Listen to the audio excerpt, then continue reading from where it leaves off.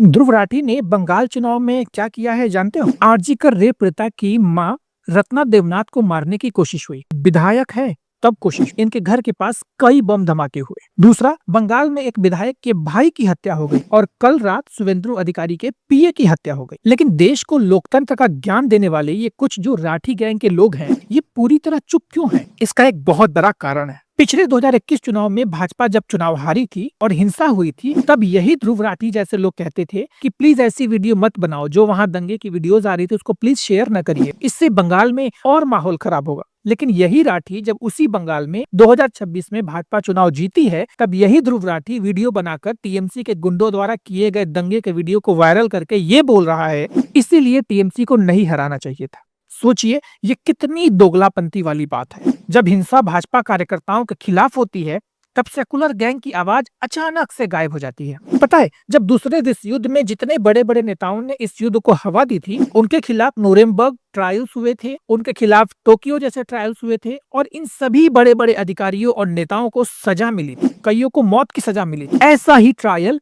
अब ममता बनर्जी और टीएमसी के गुंडों के खिलाफ बंगाल में केंद्र सरकार द्वारा किया जाना चाहिए, हर हाल में किया जाना चाहिए, क्योंकि 1990 के बाद बंगाल दूसरा कश्मीर तो बन ही चुका था। एक बात और बता देता हूँ कि पता है ममता चुनाव हारने के बाद भी इस्तीफा क्यों नहीं दे रही है? क्योंकि वो चुनाव हार चुकी है, विधायकी बची नहीं है। अगर किसी विधायक से इस्तीफा दिलवा कर दोबारा उपचुनाव में आती है तो शुभेंदु अधिकारी फिर उसे चुनाव हराएंगे। राज्यसभा जा नहीं सकती क्योंकि विधानसभा में टीएमसी की जो पकड़ है वो कमजोर हो चुकी है। अगर किसी सांसद इस्तीफा दिलवाया गया तो बीजेपी उस सीट पर राज्यसभा चुनाव जीत जाएगी। ममता बनर्जी इस बार जितने दंगे करा रही है ना बंगाल में, खुद के बिछाए जाल में फंसती चली जा रही है। इस पर आप सबकी क्या राय है, कमेंट करिए और जरूर बताइए।